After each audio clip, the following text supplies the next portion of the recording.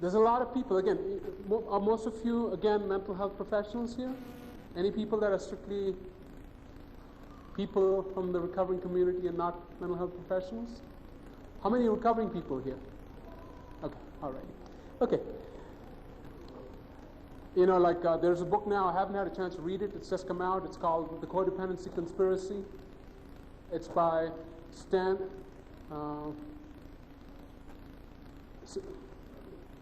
Stanley Katz, K-A-T-Z. It's by Katz, yeah. And the idea is that this is all some humbug stuff that's being foisted on people to bulk them up the money and give them an identity.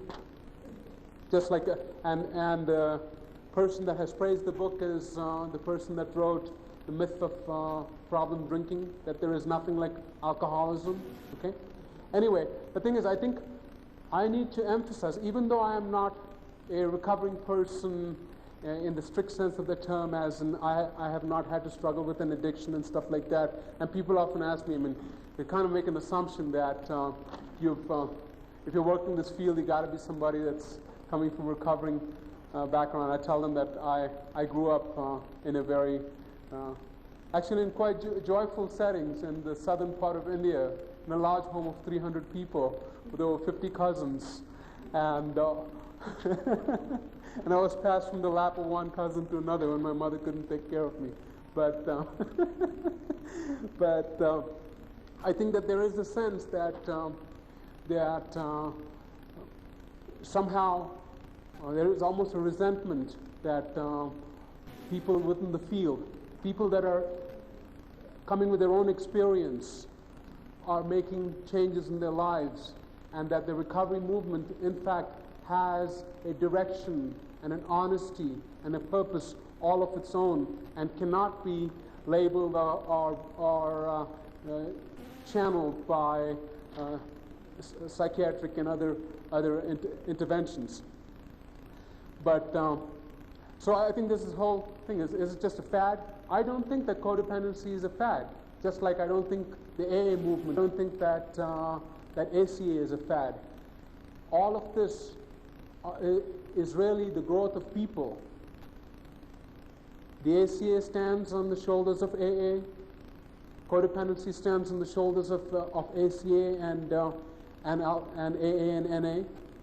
We are growing from the experiences of people that have been there. I feel tremendously empowered by the experience of people that have gone through these things. And their voice is much stronger, more real than all the multiple labels that psychiatry and addictionology try to lay on this on the field of recovery. I mean, my first response to being told that there's going to be fellowships in addictionology for people that have completed their 4-year residency in psychiatry is, I'm thinking, you guys are going to have to forget everything you learned. You have to start out with forgetting what you learned, because you get brainwashed to think stuff that's totally wrong. I mean, it is wrong, self-serving, and ultimately useless. I mean, when I was in my residency, we were constantly told that it's like you got borderlines, you got antisocials, sociopaths at that time, and you got alcoholics, and it's like you don't even try to mess with them. You can't do anything. Okay? I mean, it's like out there in Twilight Zone. You know, you can only treat people that can come on your couch and pay their bills and look very clean and talk the right talk. So now again, you know, but the other side of it is like we often hear we don't pay for codependency, you know, because there's something like fringy about codependency.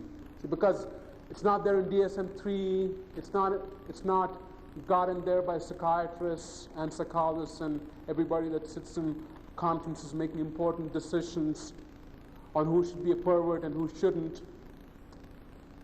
You know, you have the sense that it's not really valid. So we don't pay for codependency, but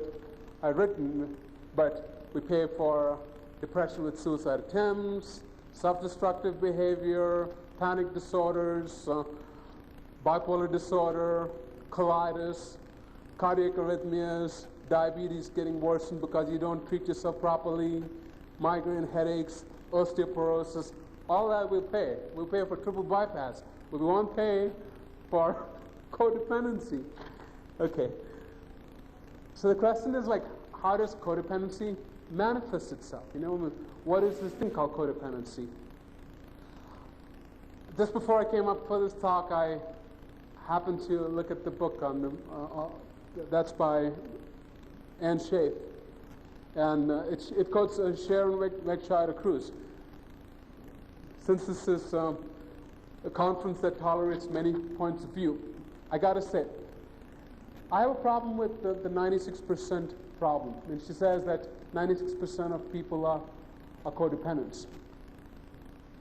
The problem with saying that the majority of people, or 96% of the people, are abused or are codependent is that it makes it, in a sense, somewhat of a non-problem, something that shouldn't bother you too much.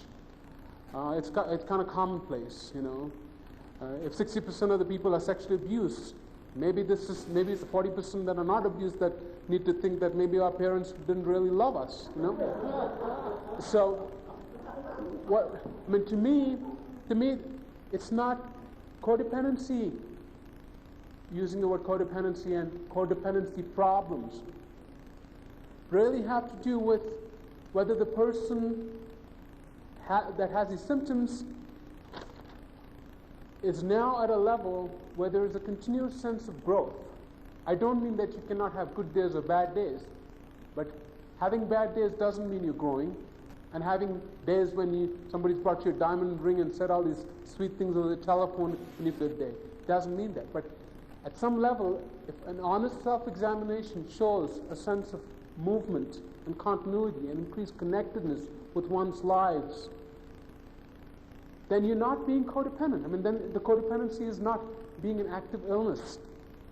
If one is able to maintain some sense of consistent hope, one is not codependent, because if you've got consistent hope, you're connected to yourself, and the outside world and the people in it are not influencing you in a way that you feel powerless. If you feel hope, you're not. If you feel consistent hope, you're not powerless. And I think this whole issue of not having dealt with early childhood hopelessness, which is so tightly ingrained into codependency, in codependence, that is really, to me, like one of the major factors. Has the person dealt with their deep-seated hopelessness? Do they go through periods of feeling great and then, like, bang, they wake up in the morning, they've had a dream, and then it's like a bolt of depression that lasts like a cloud, that lasts for weeks or months, and everything changes, okay? Now, so when you slip into periods of hopelessness without a sense, then you know that there is some unfinished business. And I would say that, yes, if a boyfriend's phone call or the lack of an anniversary acknowledgement throws one into where you want to slit your wrist or jump off the bridge, yeah, sure, there's codependency. But if one has consistent hopefulness, consistent hope, then I don't think that the person is actively suffering from codependency. Okay? I mean, I would not use the term codependent for somebody that has consistent hope and consistent sense of growth. So I take issue with saying I don't think America as a nation is a codependent nation. We came here because we wanted to decide things for ourselves. This is the legacy of this nation, and I find it very hard to believe that we are a nation of codependence, and we are constantly influenced by what other people think. I don't believe that to be I don't believe that. I mean, you know, after all, it's that New Hampshire has the license plate, right? Live free or die. You know. Yeah. So I define codependency a little differently. I have read the other definitions, and I think it has all helped me come to my own thinking about these things. In the earliest way we've seen codependency as a codependent is a spouse of someone that's an alcoholic or an addict, and that's that is definitely true. If they are supporting and letting their addiction flourish. But I have something that my definition is, I think, looks at some of the more subtle aspects of codependency. I feel that Codependency is a condition where one person's thoughts, feelings, and behaviors, actions, are so influenced or enmeshed by another, significant other, thoughts, feelings, and actions, to the point that it either causes them emotional distress, physical distress, or it takes away from them their capacity to become creative, fully blossomed individuals on their own. So it's not just the one person who comes to your office with black eyes after you've told her that you got to get rid of this person. It's also all those people that married to doctors and lawyers and priests that condone their husbands, or boyfriends' sexual addictions, intolerance, lack of sensitivity, give up their college careers and their own goals. I mean, to me, all that, only the person knows, in taking their own inventory, how much they have sold out. See, only the person knows. Everybody may say, but you must feel so wonderful married to so-and-so and having this great home on the beach. Only sold out. Only you know how much of you have sacrificed because of the internally unresolved feelings of shame and feelings of emptiness that you need to constantly be taking care of someone else to feel lighted by somebody else's flame, as opposed to being able to generate one's own flame and one's own creativity. So I think that's really looking at codependency in a much broader way, and taking inventory in a much broader sense of, is the person feeling fulfilled in their lives, and how fulfilled and how unfulfilled, and what are they doing to make things happen. Because the bottom line is, it's not going to be, somebody else is not going to fix their lives. If they wanted to complete a college education or take up a profession, they are the people that are going to make it happen or not happen. And no amount of explanation to oneself ultimately will give consolation to the person that it was somebody else's fault. We are always accountable for failures or achievements in life. Codependents and addicts are survivors of dysfunctional family. That is the common factor. I mean, my whole entry into this field of codependency came because I was involved with adult survivors. I didn't know anything about codependency like 5 years back, even though there was all these books written. I didn't know anything about it. I mean, never used the term, but I was working with adult survivors, and a lot of them were linked into going to codependency meetings and things of that kind. And I began to recognize that the things that I was doing with adult survivors was very much in tune with a lot of people, including the people that were teaching chemical dependency and other kind of addiction problems. So I kind of fell in step. I found that I was walking parallel to the 12-step movements. It was not intentional, and I found that we had many, many things in common. But my belief is that codependents and addicts are survivors. They come from some kind of dysfunction, some kind of wounding that has not been fully worked through. In my earlier talk, I had talked about the kind of wounding. The wounding coming from actual physical, mental, or sexual abuse, but also abandonment, maternal depression,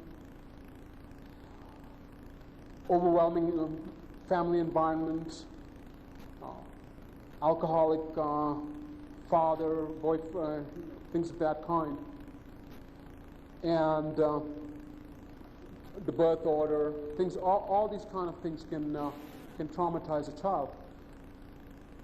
The reason why people cannot seem to get over this problem, that they do not make the connection a lot of times, is because much of it is not remembered. There's amnesia around, A lot of people with codependency problems have problems with psychogenic. They have blocked off the feelings. Or it is so subtle that it has been, how do you remember an environment where when you lay in your cradle or you lay in your bed and you're 2 or 3 or 1 year old, the screams of your mother, or her being beaten, or her sobbing beside your bed that sucks out your own sense of joy, it intrudes into your infant world. How do you remember that? You cannot remember it in picture memories. Actually, people do remember it in picture memories much more so than we give them credit for many times. A lot of times when people start working on this problem, they start remembering more and more things. It is amazing how much people actually remember as picture memories.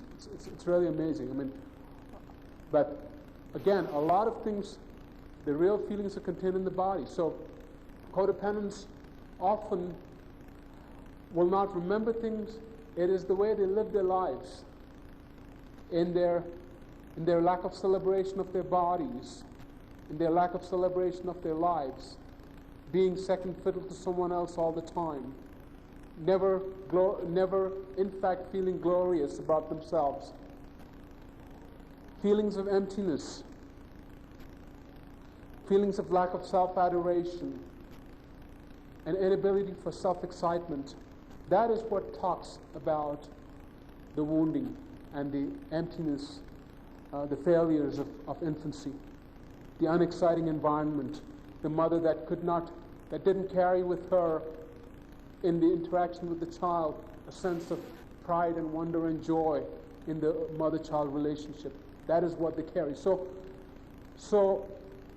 the feelings that are common to codependents and addicts is a sense of emptiness, a lack of self-esteem, a lack of self-adoration, a lack of self-soothing, and a lack of self-excitement. Everything else is kind of, really outgrowths of this. The inability for self-excitement then constantly causes you to look outside. An inability to be alone.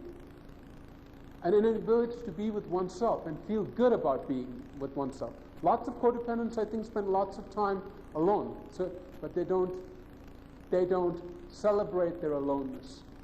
When one is truly fulfilled, as in has had enough mother love, unselfish mother love,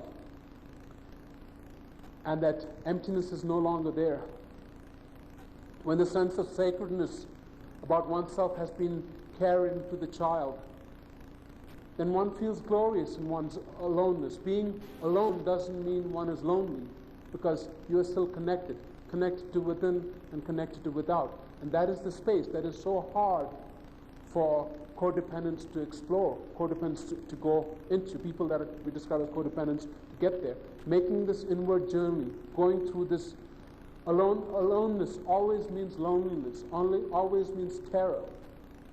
So there has to be something or someone, even if they periodically call you F words and C words, and take your paycheck and big chunks of it, and they steal your home, and they beat your kids and rape them in front of your eyes. You still don't want to give up. It amazes me how educated women, bright, educated women, that's not to say men cannot be codependents, we can talk more about that aspect of it, but will not take these actions to cause changes in their lives, and how much they will tolerate and how much abuse they will put up. And this is why, in terms of treatment, one has to look at where it's coming from. One has to look at the psychogenic amnesia, because it is within the psychogenic amnesia that the seeds of this reenactment are carried. It is the reenactment, carrying on and not being able to change lives, is because one is not fully integrated with that experience. When all you have known in terms of human connectedness is a painful bond, that becomes the most compelling bond. We often hear in the community that people will go again and again to people that abuse them, or find somebody else that is similarly abusive, or go from an abusive relationship to an abusive work situation. And then you have people that come to you when they're 55 years old with hypertension and migraine headaches and depression and insomnia, and they say, I'm doing really good. I mean, I let go of this guy when I was 20 years old because he beat me up, you know, and I'm working for Hewlett Packard for the last 4 years for $800 a month, and they've not given me raises, but they tell me what a wonderful person I am, you know, and my time's going to come and they're going to give me a little wristwatch, you know, and cut me loose, but, you know, I think I've made great strides, even though I have not been sexually active, and that part of me is dead, and I kind of live between TV and my boss, but I'm in recovery. So the thing is, it's really being able to get, it's not just the process of changing one painful attachment to another painful attachment, or a less than glorifying, less than growth producing one. So the reenactment takes place in different forms. Abusing one's children is just another form of reenactment. Living dangerous lives is another form of reenactment. Practicing unsafe sex and having promiscuous behavior is another form of reenactment. In the lives of people that do prostitution, work as cowgirls, people that do mud wrestling, a lot of people that are into professions where they don't truly respect themselves are in fact living some form of reenactment. And it is really getting in touch with the earliest memories of what caused this loss of self-pride, that is central to working with recovering in codependency. Am I going too fast? Am I going too far to the side? All right. So codependency is the soil in which addictions grow. Both come from environments of abuse, neglect, and discounting, where the voices are not heard, where people are not held sacred, where people are not held sacred by people that themselves don't hold themselves sacred. People who often talk about, I was never abused. One of the things, this is what I wanted to show you. I wanted to show you as an overhead, but it shows the breakup of people that came to our unit.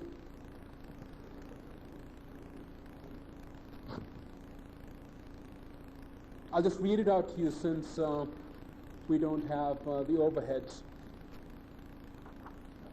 36 admissions to the codependency unit. In 36 admissions, 20 out of the first is PTSD, looking at absolute DSM-3 criteria. 20 out of 28 females had classic PTSD symptoms, and 27 out of 28 had been sexually abused. 25 out of 28 had incest problems. 18 out of 28 had physical abuse. Dissociation was present in 28 out of 30. And depersonalization, derealization symptoms were present in 28 out of 30. Fugue state was present in 1 out of 30. Among the males, paraphilic disturbances were found in 3 out of 6 patients. Eating disorders were present in 11 out of 28 females. Somatoform disorders were found in 30 out of 30 females. Major depression, again, being a criteria for admission, was found in 30 out of 30. And anxiety disorders were found in 24 out of 30 people. So, it is the symptoms of codependency. It is the symptoms of the unresolved abuse that come and are recognized by clinicians. One doesn't, oftentimes it stops right there. People don't go into looking at, people will go 20, 30 years into therapy or go to the general practitioners and get medications for migraine headaches or dysmenorrhea, but never look at the deep-seated problems. I mean, I have seen so many people that, and I'm sure that those of you that have been treating adult survivors, codependents do too. To be asked the question, have you been physically, mentally, or sexually abused? I mean, they will look down, they will change their facial appearance, and you know they're on to something. And a lot of them will tell you that you're the first person that asked me this question, that they've been in therapy, often in analysis, years and years, and they've not been asked this question a single time. So people have a lot of reasons for not getting in touch. It is our duty as clinicians to direct them to the roots of their problems. And I think a lot of times clinicians don't want to talk about it because it's so foreign to their experience sometimes. Or a lot of times, again, it might be too close to their experience and they don't want to deal with it. But just asking people that come with anxiety disorders, chronic anxiety disorders, chronic depression problems, the possibility of sexual abuse, I think is very abuse of all kinds, ACA environments. The thing is, once you have an ACA environment, you don't know what is going on. You know, ACA environments are horrendous places for children to grow up. Horrendous things take place. And one way in which a child deals with this kind of pain, how do you deal with growing up with parents where it alternates between being a festive party environment and at another time people are breaking glasses with their fists and calling each other names, and suddenly people are almost killing each other and people are walking down the hallway with their zippers open? How does a child take in all these things? You disconnect. You dissociate, and you carry the affect, the emotional pain that goes with that. But when you perfect this process of disconnecting so much, not only do you give up, not only you disconnect the pain and the terror, you disconnect a large part of the heroism that was in that child at that time. So many codependents, many abuse survivors, they are not in touch with their own heroism. Even though they are tremendous, even though they have weathered lives of great terror and overcome that, and are very, very strong people, they are not fully in touch with their own heroism. And so that is another problem with the psychogenic amnesia. That is the other problem with not making the journey back to childhood in terms of doing the work of recovery. And that is why there are so many people that are stunted in their recovery in codependency, in their codependent symptoms, if they just stick with AA or NA, but don't choose then to work on their ACA issues or incest issues.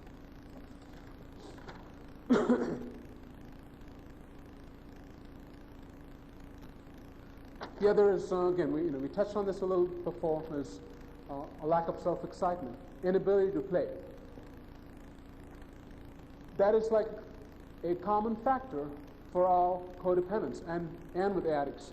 When you have had no childhood, when you essentially have been robbed of a childhood, when the adult's needs or their terror or their frustration is constant world, then you never get a chance to play. You never master this world being your thing, where you can play and break things and run and be all yourself.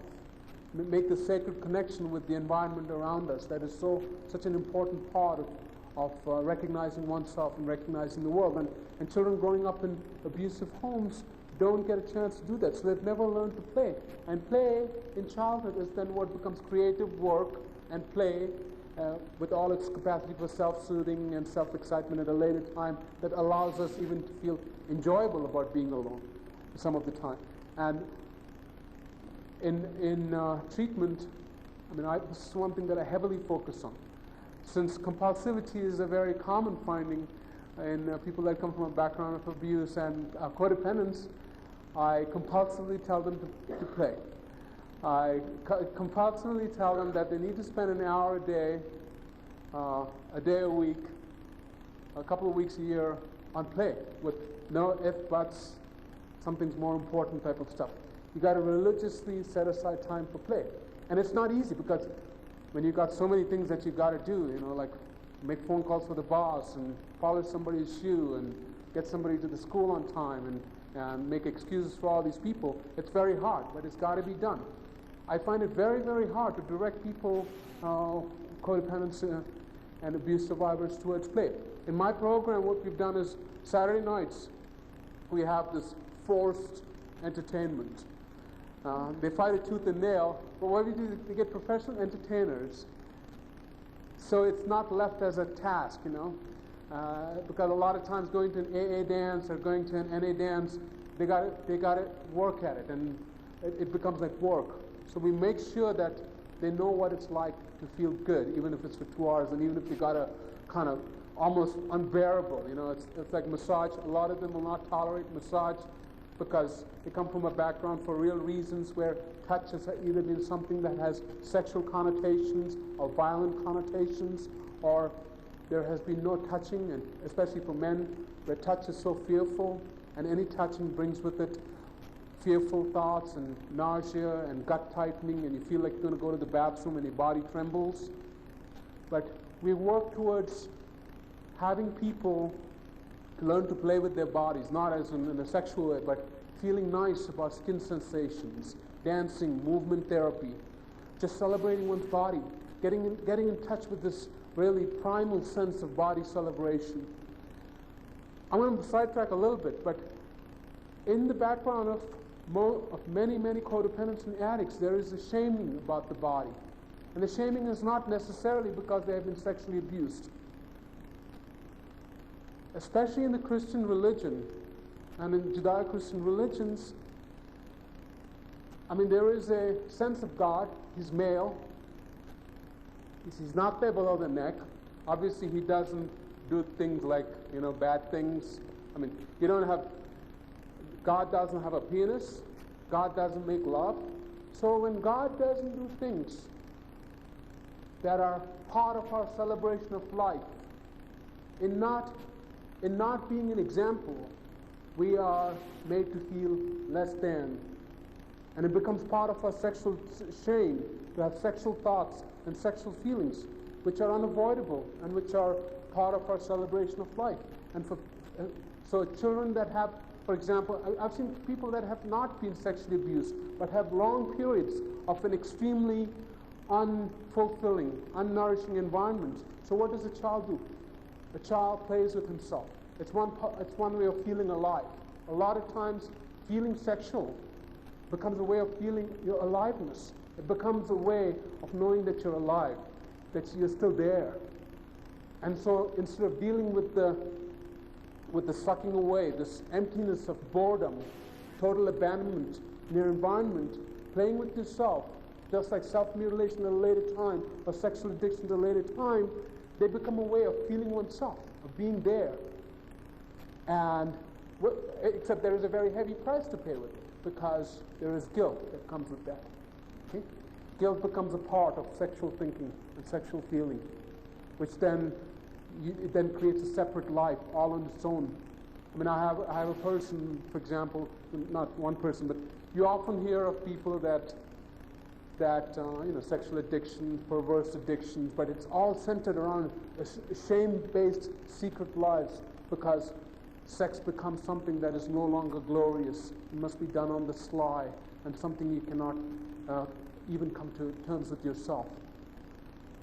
So, with this capacity to play, capacity to feel good about one's body are essential parts of recovering from codependency. And this is the reason why if one's work in recovery is not focused on these things, our sense as a program is that people don't move fast enough, or they linger on so long, and there is so much time to spend and the potential for catastrophic problems to happen again, which includes being beaten or having your insurance taken off because somebody messed up with it, or getting killed, or becoming permanently disabled and stuff, are so high, that they don't move fast enough.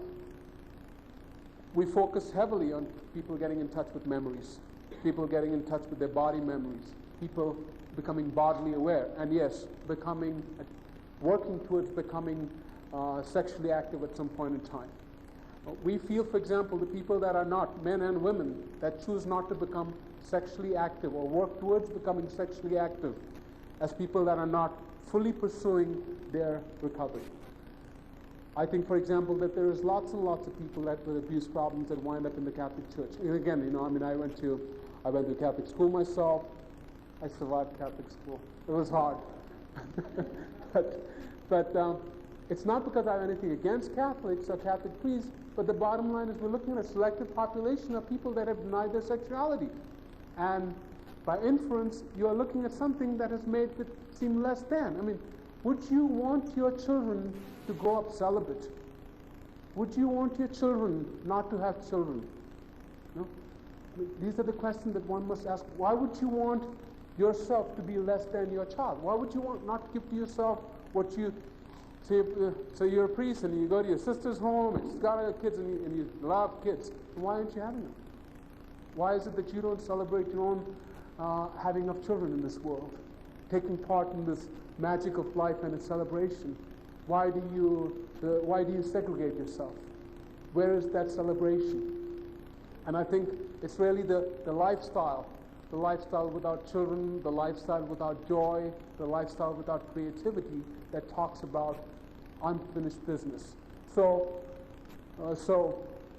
when should a codependent know that they still need to work on issues? When life is not seeming to make movement, when there is a constant sense, or at least strong enough episodic sense of lack of fulfillment and too much hopelessness. I mean, people know. If they do active inventory taking, they know that there is stuff that needs to be worked through.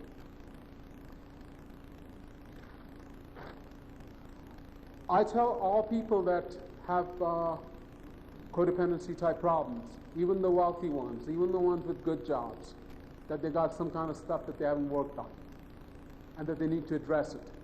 And the most simplest, most effective way is to start attending meetings and to take sponsors from those meetings.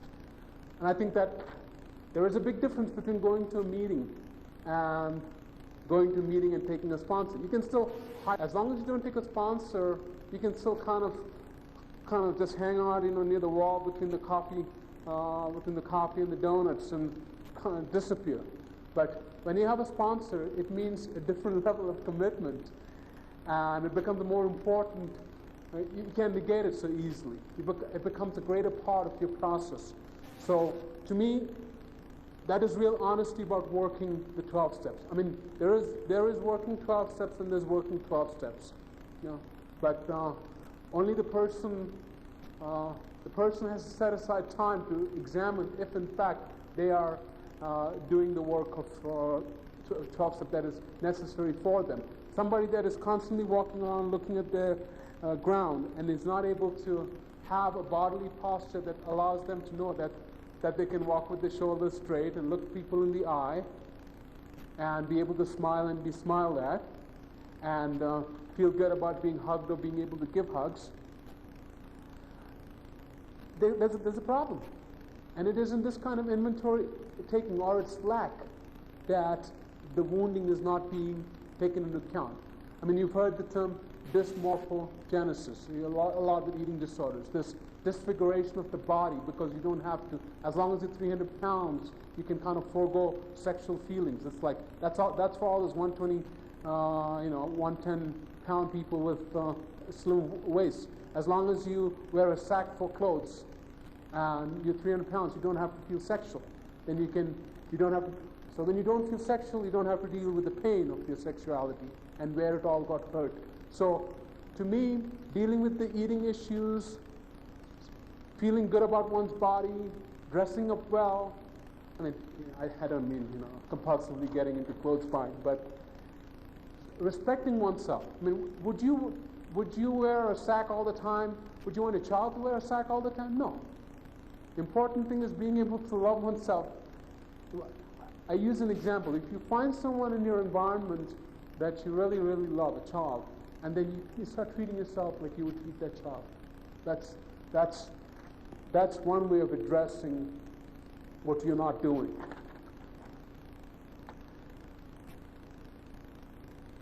I'm going to talk more specifically about aspects of self-soothing and self-excitement and stuff like that later when we touch on treatment.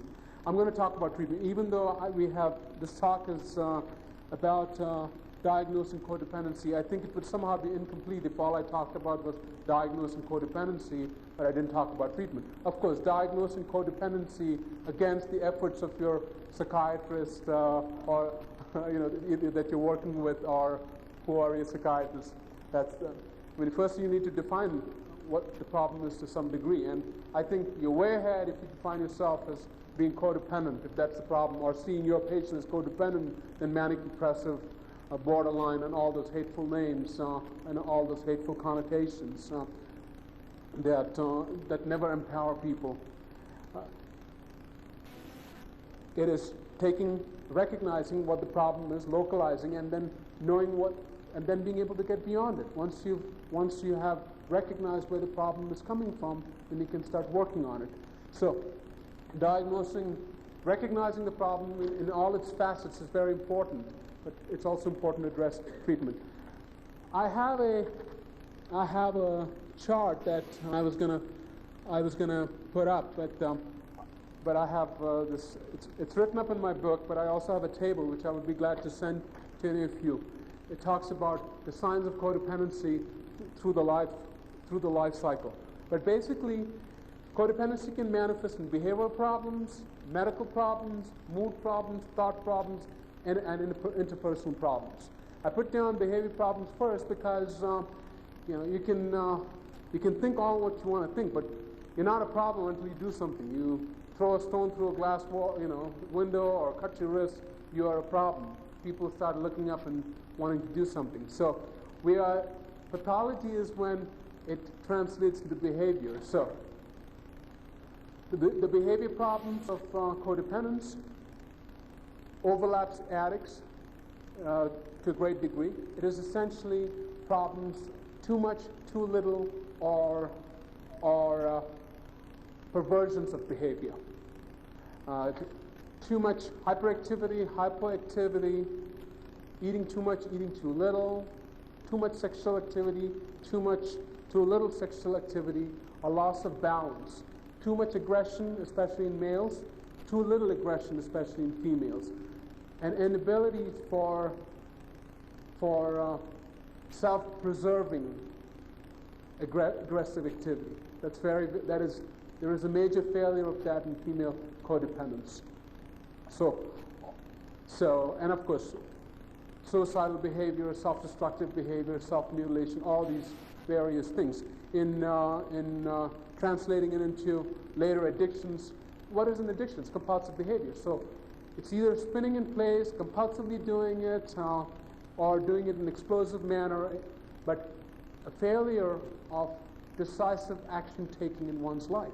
If you don't feel like your life belongs to you, if your bodily spaces, your mind, and your sacred presence is always violated by people around you, are not acknowledged and not celebrated, your life doesn't feel like it belongs. You learn to dissociate, you learn to disconnect, you learn to discharge it into your bodily feelings.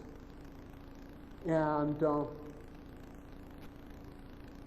so, one way in which people will have these manifestations of codependency is physical problems after the behavioral problems. Behavioral problems that we talked about, the excesses, the lack of in the areas eating, sexual, and then the medical problems. Medical problems a lot of times are the way in which codependents will express their internal conflicts, things that have not been resolved, the feelings of anxiety, the feelings of shame, the feelings of rage.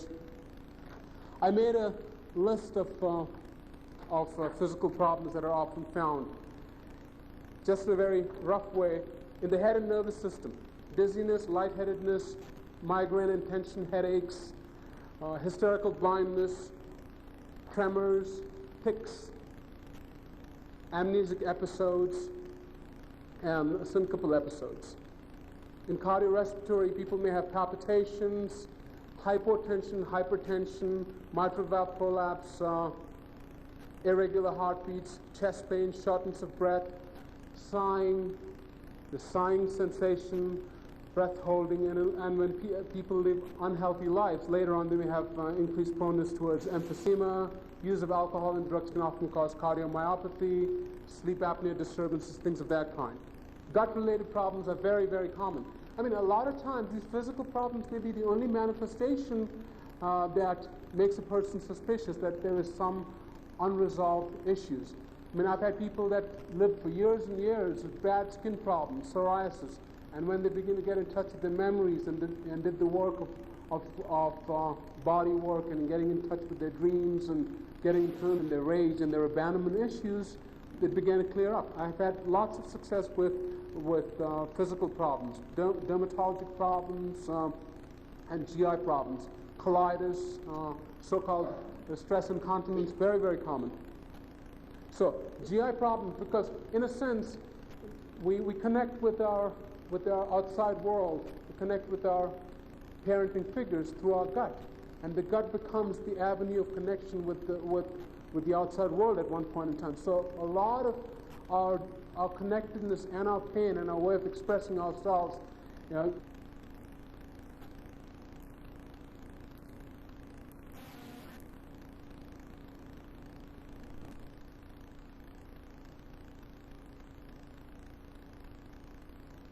and somehow it's like being hit by a truck. And the truth is it's not. And the person gives an example of cancer. The thing is, a lot of cancers truly are brought on. People that live healthy lifestyles are less likely to get cancer than people that live unhealthy lifestyles. There's no doubt about that. Maybe you don't have it worked out to all the little numbers and the statistical deviation and all that stuff. But I think that in 1990, I think most people that work with in medicine or mental health have some sense that there is a strong connection between stress, depression, and cancers, and especially when it comes to colon cancer and things like that. So yes, I think one can do something about not getting cancer. It's not. I don't think you can just take a drive to Mexico and take a pill and everything's going to get fine. But I think the more healthy you live, if you smoke more, of course, you've got a greater chance of getting cancer if you smoke. If you drink, you got a greater chance of getting cancer. So unhealthy lifestyles are related to cancers, and there is something we can do about living unhealthy lifestyles. Okay. I wanted to briefly touch. I mean, you may have questions, for example, on how do people get, how is hiatal hernia connected to codependency and abuse? Yes, it has. It does have something. If you live in an environment, if the early childhood environment doesn't promote the cyclicity of rhythms within one's body, the rhythm of sleep and waking, the rhythm of night and day, that a healthy child and a healthy mother grows in that interaction, growing up with a healthy home, where somebody doesn't come and think it's fun to pick up little Johnny. It's 2 o'clock and you're in the right mood and you got 4 beers stacked into you and this is the right time to pick up your child. And there are no differences in the environment. A healthy environment creates a sense of rhythm within a child's body, a rhythm that is there in the glands of the body, the rhythm that's there all the way from the limbic system through the hypothalamus, through the pituitary, through all the different glands like the thyroid and the adrenals and the gonads and all of this. There is a rhythm that's created, and there is a rhythm that's created in the hardware of the sleep mechanism. When people have chronic sleep disturbance, no matter how much they're working in their so-called recovery, my sense is there is some stuff in the background that has not been addressed. Because it is PTSD. One must look at PTSD of early childhood as being a psychoneuroendocrine immunodysfunction. Psychoneuroimmunodysfunction. Because, as I was saying in my earlier talk, this is very, very hardwired. I mean, large trunks of nerves go from the limbic system into the hypothalamus, and the hypothalamus is part gland, part nervous system, and so your endocrine system and immune system is very, very strongly influenced by how you feel emotionally. And when you got a lot of garbage deep inside, it constantly affects the way your immune system and your endocrine system function. To me, it was not a matter of great surprise when in the last several papers that talk about multiple pelvic cysts as being common in people that come from background of sexual abuse. I have known, I think all of us that have worked with them, we've known for years that when people have multiple pelvic cysts and chronic female problems, that one needs to look at the possibility that there's something going on in their background. There is an article in the American Journal of Psychiatry that says that 40% of people, women that had multiple laparoscopies, were found to have history of sexual abuse in childhood. And these are people that remember that.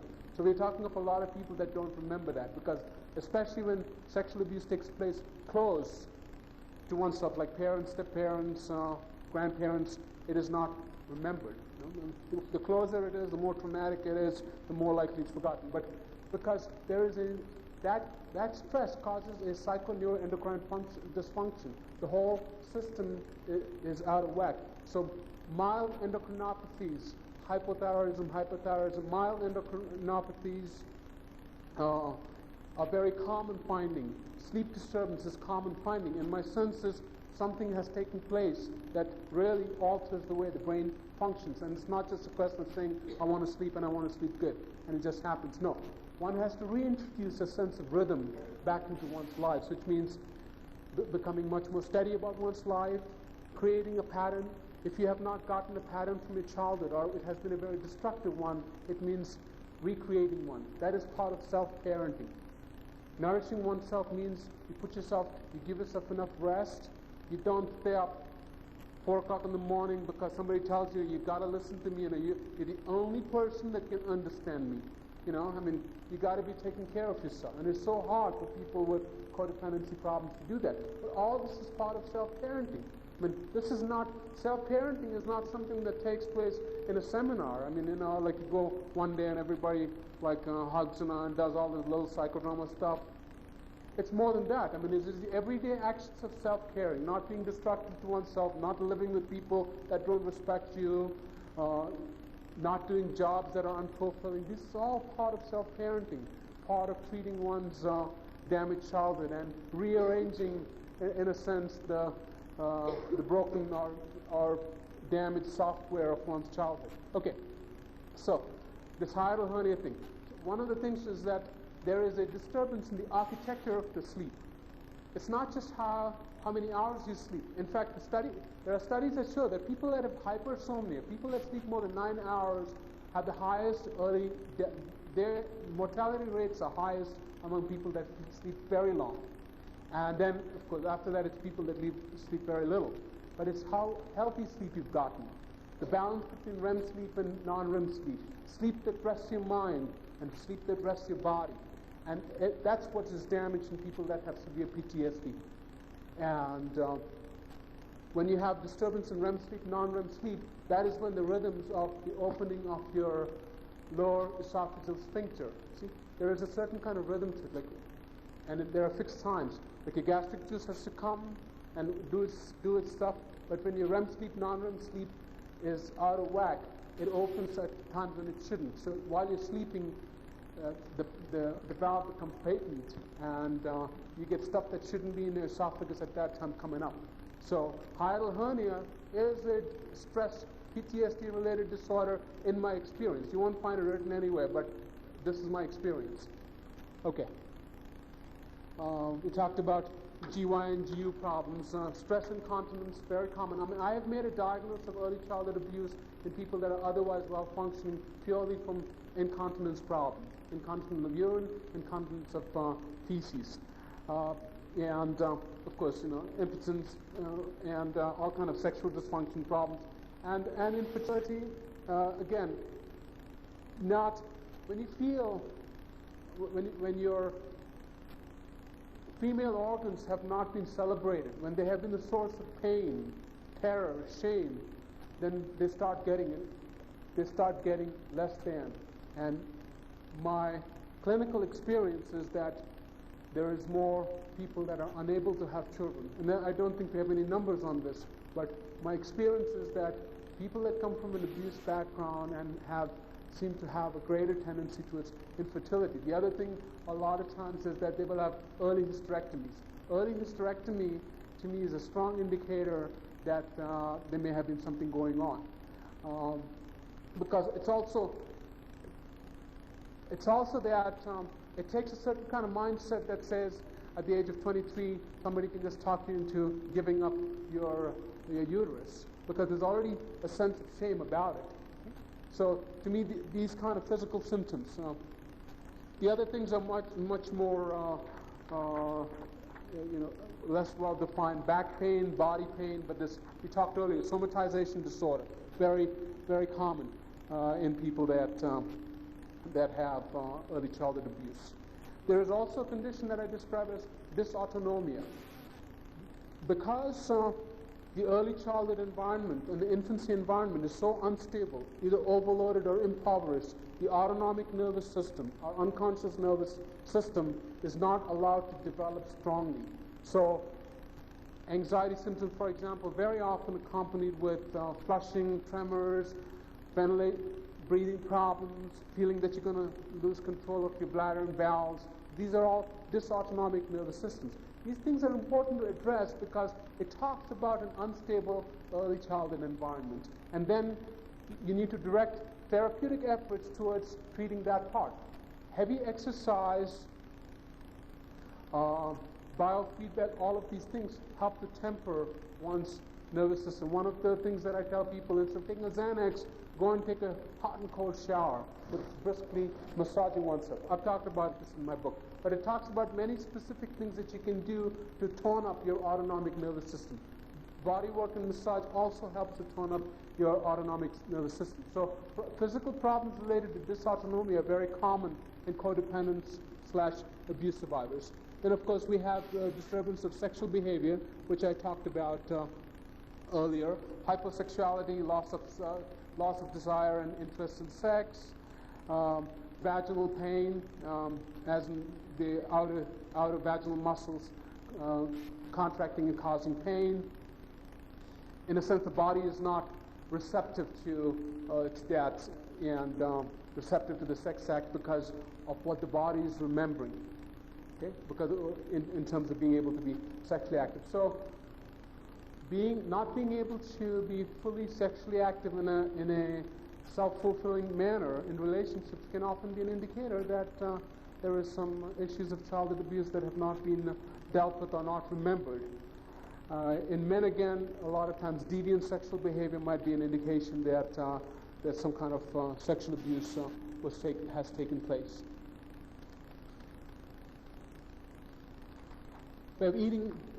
We have eating disorder problems, workaholism, unstable work habits, overachieving, underachieving, and back again to inability to play, inability to exercise. I think about the problem of codependence a lot as a problem of a lack of will. And it's not something that one can just, will is not something that you can just talk to a person and have them change. One cannot go from being not having enough willpower to having willpower all of a sudden. And that's the reason why when somebody becomes I'm always suspicious. When there has been a sense of recovery without the tears, recovery without the pain, recovery that doesn't show this gradual increase, one always has to be suspicious about the depth of that recovery. People that undergo religious conversions and things like that often just choose one form of abuse, or one form of chaining, one form of cover, instead of dealing with the real issues. I mean, I see people all the time, sexual addicts becoming religious addicts and vice versa, of course. It's very common. But recovery from codependency is a process that takes place in bits and pieces. One has to have a sense of movement. One can feel terrible at times, but it's really the consistency of increasing improvement in sleep patterns, increasing levels of capacity to interact with people, capacity to play. All of this has to increase in a time-wise fashion. And if that's not happening, then there is something that needs to be addressed.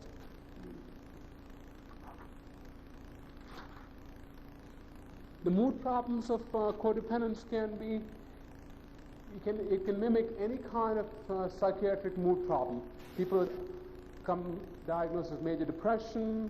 They may have anxious mood, fearful, panic-stricken moods, have a lot of terror. Rage and irritability are very common. Unprovoked and intense mood swings may often indicate unresolved early childhood feelings. And then there is a sense of numbness, feeling empty, disconnected, which is often becomes a way of escaping from feelings. A lot of numbness. Disturbances of thoughts and perceptions. Speeded thoughts, which often make a person look like they're manic. Confusion, rumination, and fragmentation. Paranoia, grandiosity, guilt, self-hate, suicidal and homicidal feelings, auditory visual hallucinations, tactile hallucinations, olfactory hallucinations, obsessive compulsive behaviors, intrusive persistent thoughts. The thing is, when you have, and of course amnesia, psychogenic amnesia, derealization, depersonalization, when so much has been done to the body, when there is so much pain, and it's all bottled in, it begins to break through one's sense of reality testing. So a person may feel fine, and then they're sitting going on the bus home or on the subway, and somebody across them reminds them of their stepfather or their mother, and before they know that, they're starting to feel paranoid. They're going to see a psychiatrist, and they got them labeled for paranoid schizophrenia. So the thing is, the presence of psychotic symptoms, quote unquote, in people, there is nothing ominous about it. Psychotic symptoms just means that there is an overwhelming amount of feelings and thoughts and memories connected to those that break through one's capacity to keep it all together, because it is so painful and overwhelming. It doesn't mean that it is medication time. But I'm saying I'm going through this list because codependents will be diagnosed as almost everything else except as abuse survivors, except as having PTSD, except as being psychogenic amnesia. They will go to doctor after doctor, therapist after therapist, and very often not be worked upon on the one essential part of the pathology that doesn't get touched, which is dealing with the emotional pain of their childhood abandonment, doing the work of grief, doing the work of rage.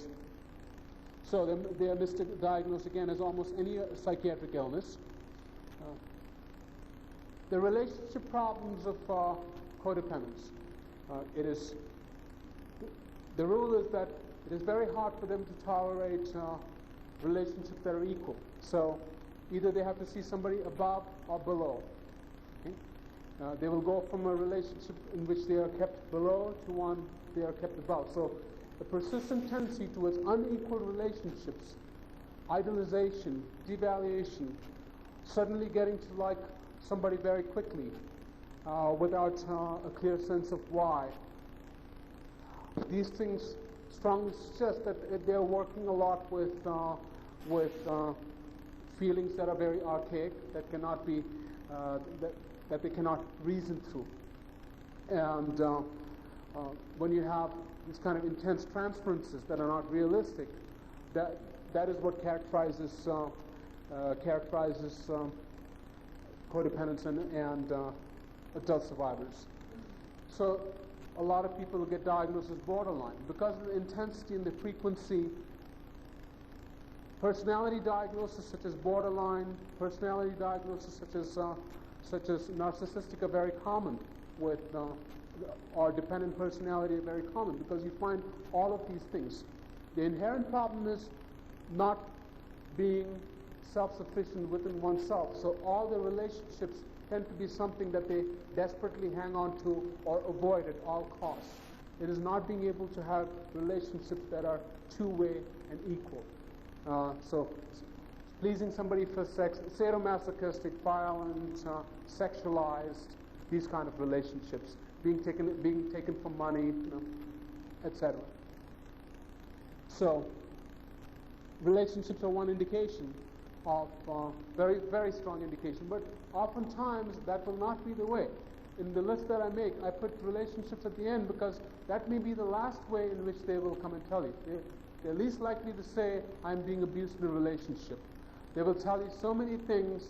They will tell you about their 10-year history of migraine headaches, their mood swings, about their daughters getting abused. But they will not tell you about their own abuse, or they're being abused in the present relationships, and covering that up and making it look like it's okay, and taking a real honest inventory of that. I'm going to touch on treatment. one of the things that I have come to recognize in my work with adult survivors and codependents is you've got to work with the body. It is impossible to come to any meaningful and in-depth recovery if the person is not working with the body. People say all the time, like, talk about subconscious stuff, like it's out there. The subconscious is not out there. It's not something that kind of crops up in your dreams. It does that too, but it's there written in the person's body all the time, in the way that your chest moves rhythmically or it doesn't move rhythmically, in the way that your shoulders droop, in the way that you make eye contact, in the way that you can dance or not dance. All of that, it's reflected all the time. So the subconscious is not something that's hidden away, tucked away. It's something that you carry with you all the time, including, whether it's obesity or whatever, or anorexia or whatever. So the important thing is working with the body, because that is working with the subconscious. That is working with the memories. It is a direct access to your memory. It is a direct access to the pain, but the glory and the heroism of childhood as well. We talk about inner child work and stuff. One of the strongest, if you use the term inner child work, I know that we have all kind of people talking about whether is this one more fad word, but I think it's a real word, and I think it's a good word, and I think it's a meaningful word. But I think one of the best ways of doing inner child work is working with the body, coming to a point where the body is and felt to be wonderful. Okay? It may take a long time, but unless that journey is undertaken, the person is not on the way to recovery.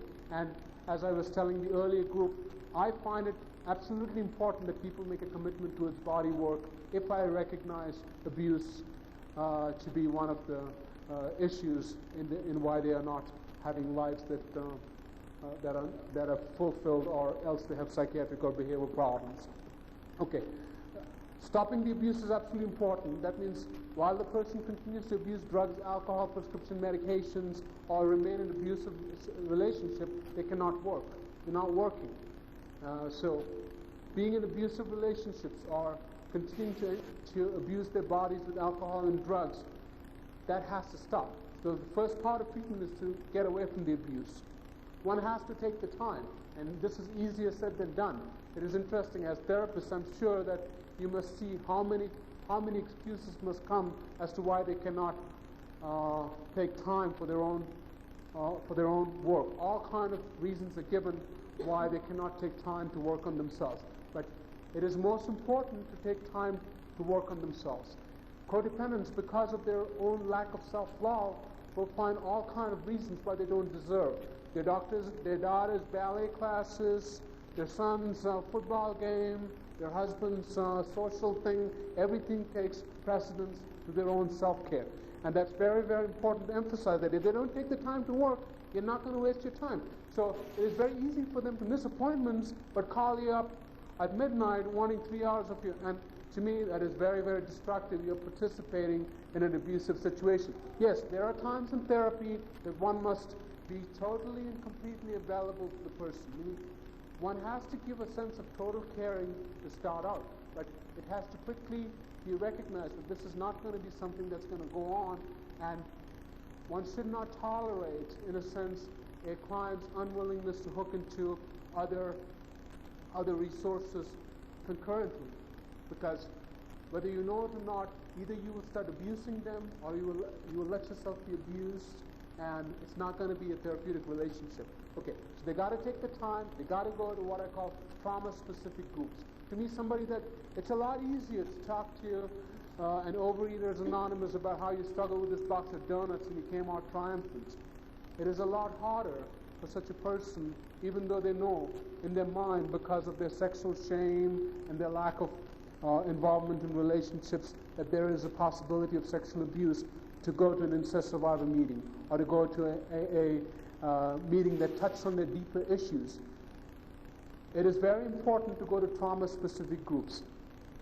And this is true for Vietnam veterans that come from, that are dealing with having participated in atrocities. They cannot go to a regular AA meeting. They got to go one where they can talk about these things. So one has to go to trauma-specific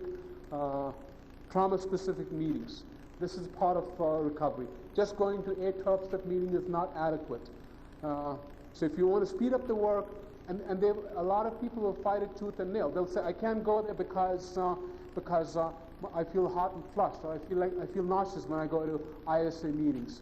Well, I tell them that they got to start holding on to the arms of people close to them. They got to get a sponsor. Getting a sponsor, one has to take accountability for taking sponsors.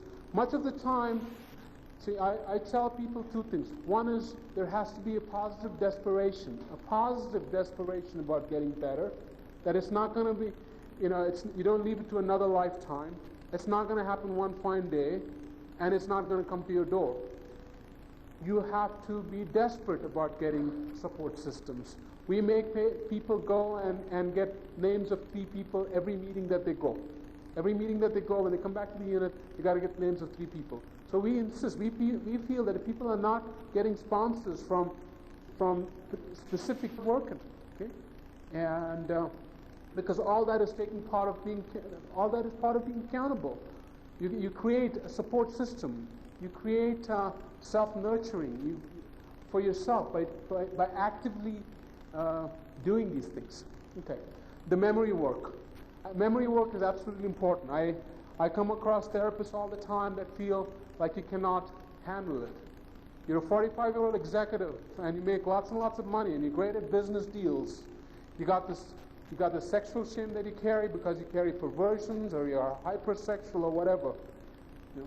You're not having satisfying relationships.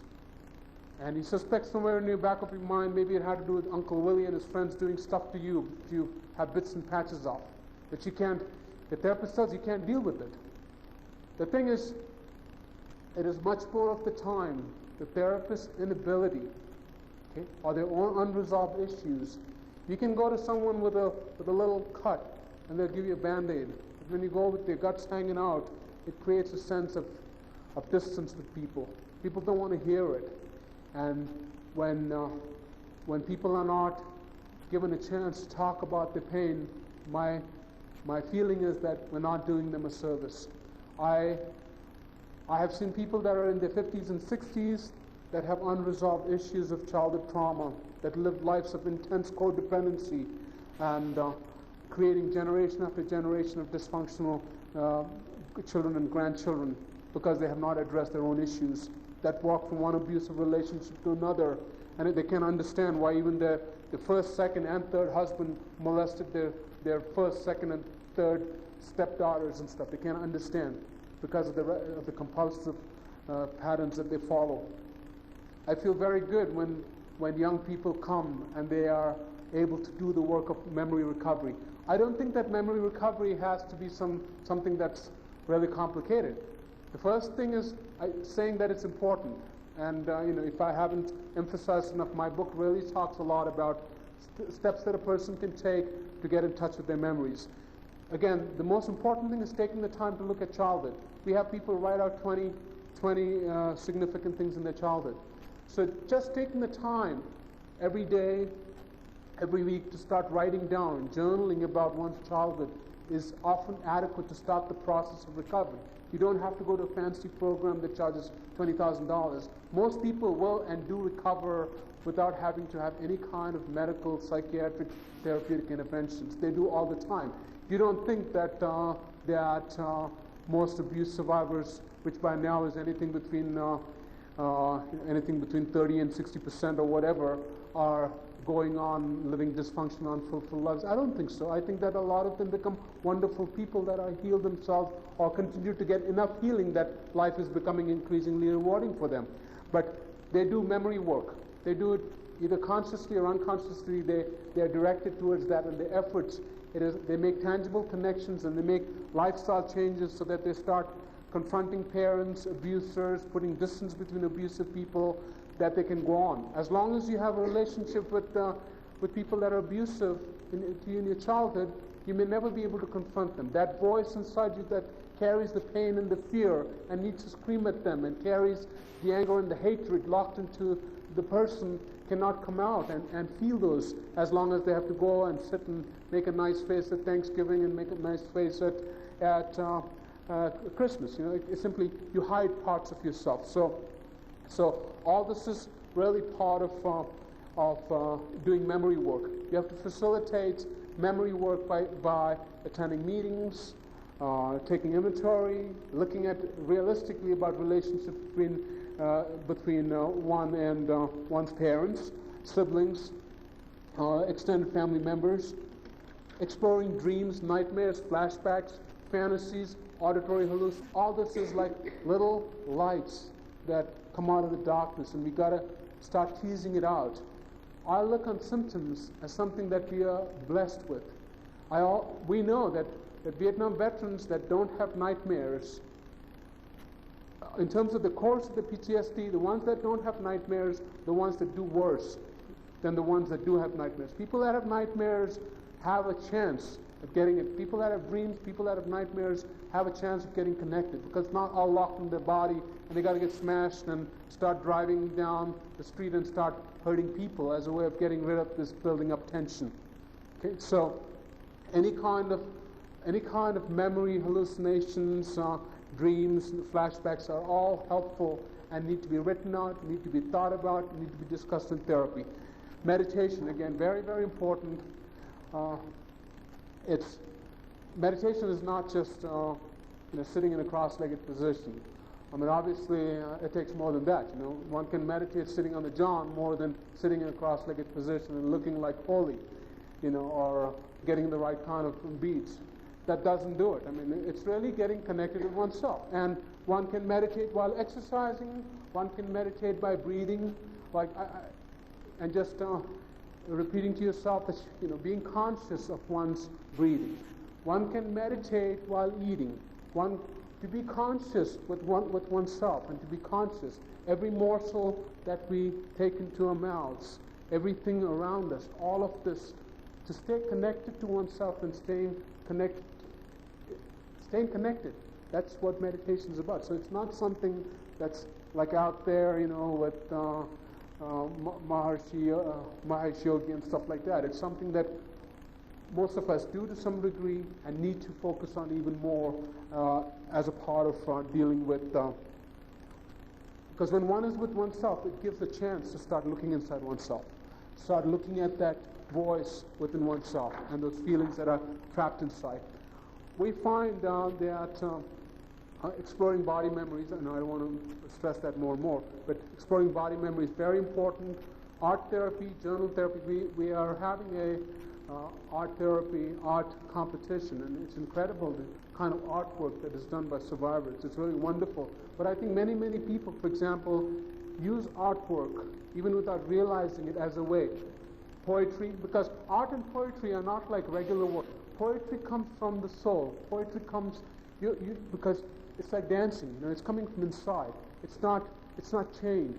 Poetry is never chained. Poetry is something that your inner self brings out. So poetry, art, these become ways in which the trapped feelings within oneself, but you got to take the time to do it. It's very, very important, and to encourage this in clients. We do more sophisticated things like left-hand writing, auto-hypnosis, visiting one's old school, going through photo albums, confrontation, making amends with family members. Premature forgiveness, I think, is very, very destructive. We can elaborate on that if you have, if you want to talk about it, if you want to ask me about it. But I think premature forgiveness may make you temporarily feel better, but deep inside, one abandons one's own inner self. Grief work and rage work. I have like a rule of thumb. People that live lives of chronic grief in their bodily postures, in their postures, in their presentation, in their lifestyles, need to deal with rage. And people that are chronically full of rage need to deal with grief. Grief for whatever reason. Losses related to loss of childhood, loss of parents, emotional abandonment, abuse of one's sexuality, actual physical deaths, all of these things. On the unit and in the treatment program, we also use things like Tai Chi. We've recently gotten using things like model mugging and modifications of that. It is important for female codependents to get in touch with violent, aggressive feelings. As I have written in my book, and I felt it important to create mental pictures because it is so hard for women codependents to feel comfortable about having violent thoughts. I tell them that because a lot of them get raped again and again, and I tell them that a man that has an erection can have his full penis pulled out. You can uproot a man's penis by pulling it off when they have an erection. I want people to keep that mental picture because it is something that empowers them. A lot of men don't want to hear this stuff, especially when I talk in a mixed group, but it's important, it is empowering, they need to know. I mean, sometimes the most important action in your life is being able to scream and kick somebody in the groin. It's absolutely important. These are self-preservative skills that are so hard for women that come from a background of abuse to even think about. And you got to start thinking, and thinking lets you to then. So we have them trained to fight and get in touch with the fighting part of themselves.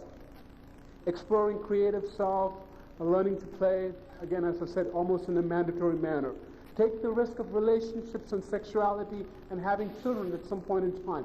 See, having children allows us to get in touch with the area of the deficits in one's own childhood.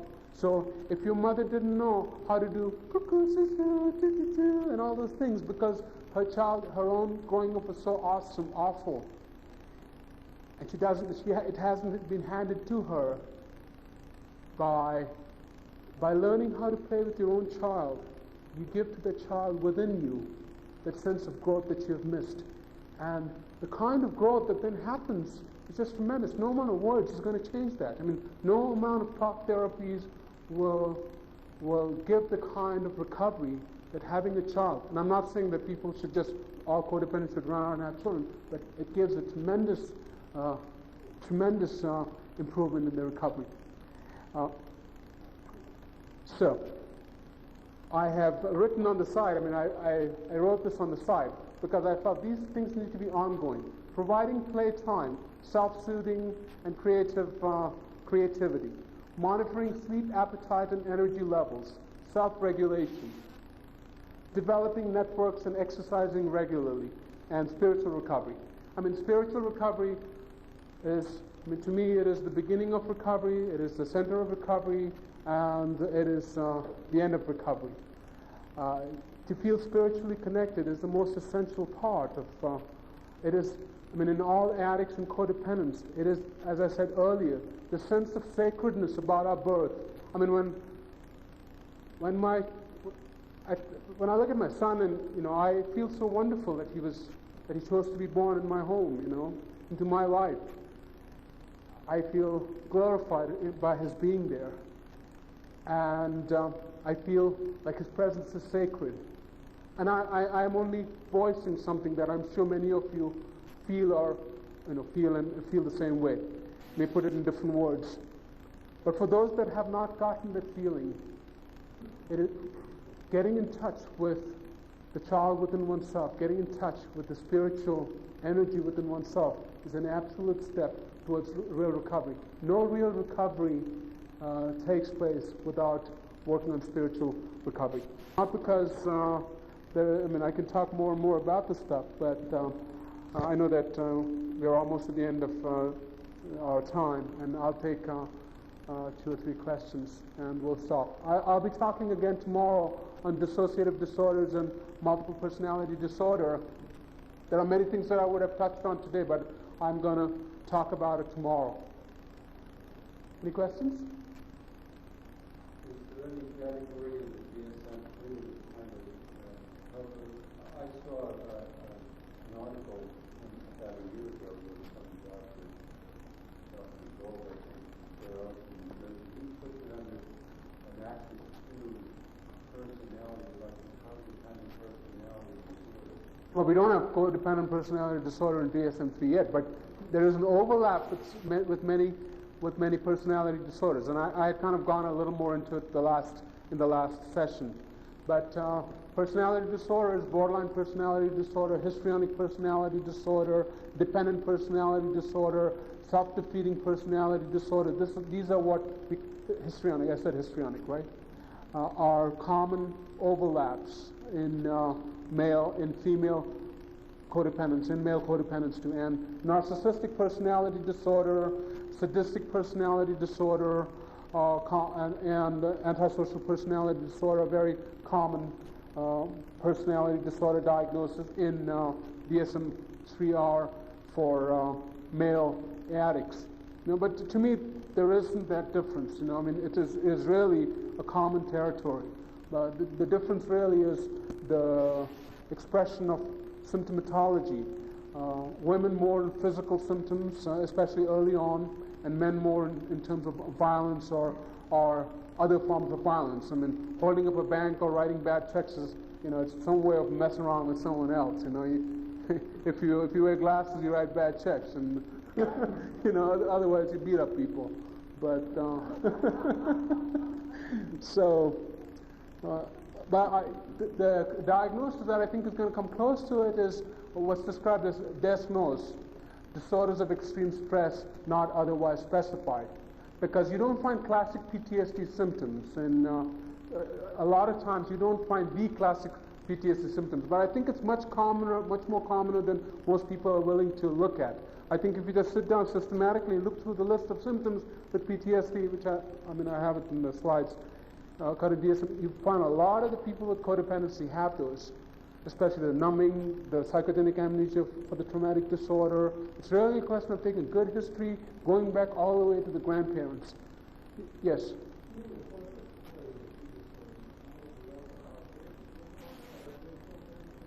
Yes, recreation therapy, art therapy.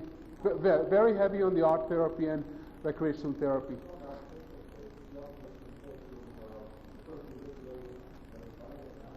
Well, I think there is a way, and the question is, what about occupational therapy? I think there is a way to do occupational therapy nicely, but I think that in most settings, it has become something. What do you do? What do you do with somebody? Most of the people that come to our unit are college graduates. We get a lot of physicians, nurses. They don't want to weave baskets. They don't want to cut paper dolls. They don't want to do decoupage. I mean, they don't want to do it. I mean, it's like board and care home stuff. They don't want to do it. So, I think there is a way to do it in a nicer way, and I think it's something that needs to be developed. But we have focused more on recreational therapies. Actual involvement in doing, they get a chance to go up and sing, and we actually, on Saturday evenings, we create, we bring in props and create different scenes, like make it into a dance club, especially those involving movement talent shows, things like that, and bring artists from the outside. So there's a lot of outside push to make it. The play, I think, is very, very important, and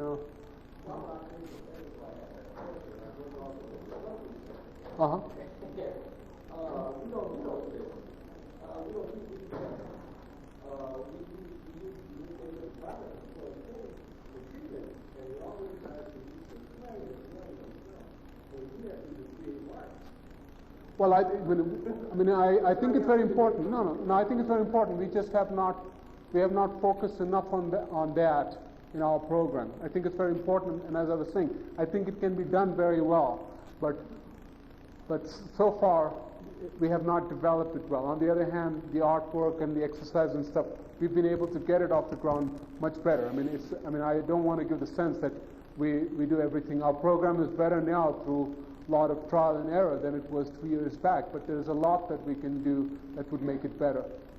Sure, and I think that's absolutely true. Yes.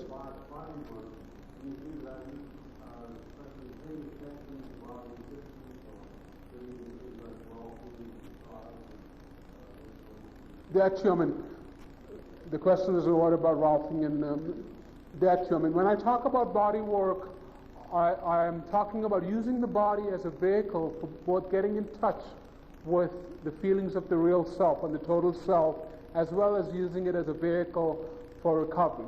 So it becomes a way in which one gets in touch with the pain, and it is very, very frequently, it actually brings on memories. Actual memories begin to flood the person. Sometimes we have to ease up on that, but we also teach the person to use their body as a way of receiving emotional pain and being able to suck it in. being able to integrate it within one's body. So when we have a particularly painful hypnotherapy session or a particularly painful psychodrama session, one of the things that we will then do is do body work after that, so those feelings can be integrated into the fullness of one's body. Or when we do Brevitol narcoanalysis interviews and stuff, especially, we just step up the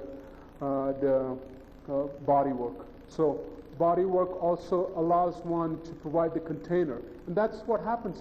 The failure in infancy is the inability of the maternal environment to take that affect, that terror.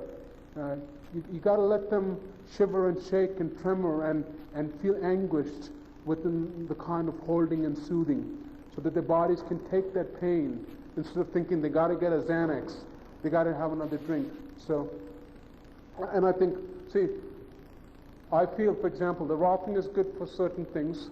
People that are very low energy, the apathy kind of profile, and that might come from very violent homes, because becoming a lump becomes the way in which you survive.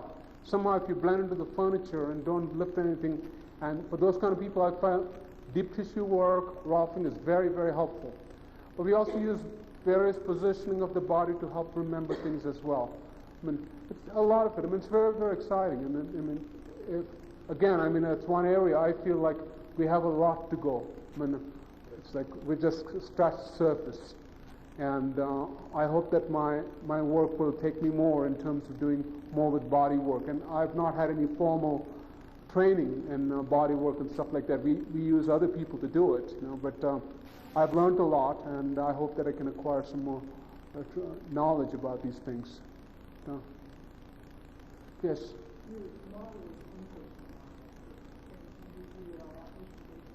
Well, we have an inpatient model and we have an outpatient model. The outpatient and outpatient treatment program, and we have self-help groups, which are therapist-led, and we have small groups. We direct people towards outpatient therapy at first, and if that doesn't work, they don't want to suggest that they go in.